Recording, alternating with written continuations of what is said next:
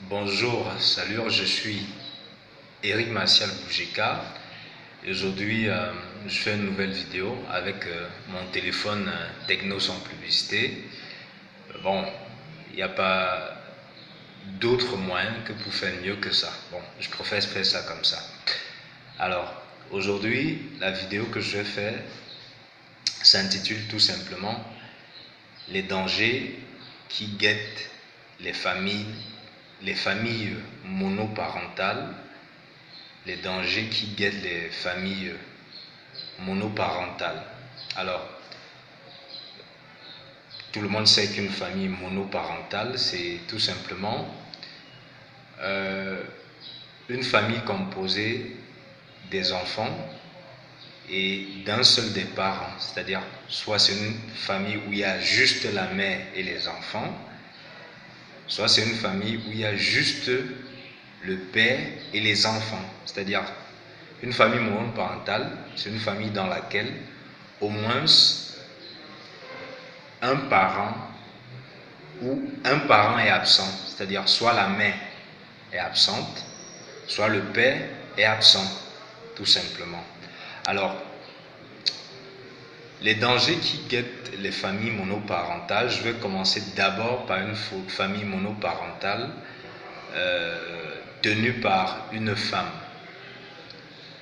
Vous savez que les qualités premières d'abord des femmes, c'est la tendresse, c'est la douceur.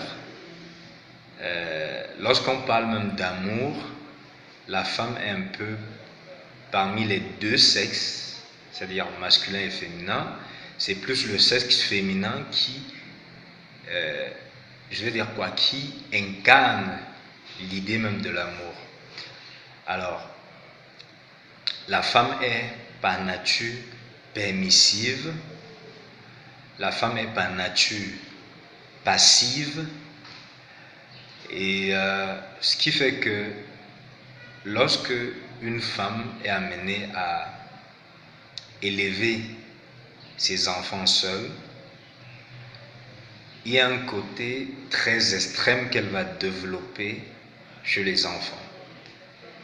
Elle risque de développer le côté tendresse, le côté affection, le côté passivité, le côté permissivité, et ce qui fera défaut, puisque la figure masculine par excellence, c'est quoi? C'est l'ordre, la discipline, l'autorité, la fermeté, la force, le courage, la combativité. C'est vrai que les femmes qui élèvent souvent seules leurs enfants peuvent inculquer ces qualités masculines. Mais l'expérience a toujours prouvé que la plupart des enfants qui sont issus d'une famille monoparentale dirigée par une femme, généralement c'est des gens qui ont un caractère rebelle. Et ils ont un caractère rebelle contre qui? Généralement contre les hommes, contre la figure masculine. Ils ont parfois des problèmes avec l'autorité, ils ont souvent les problèmes avec l'ordre, ils ont souvent les problèmes avec les règles et les limites.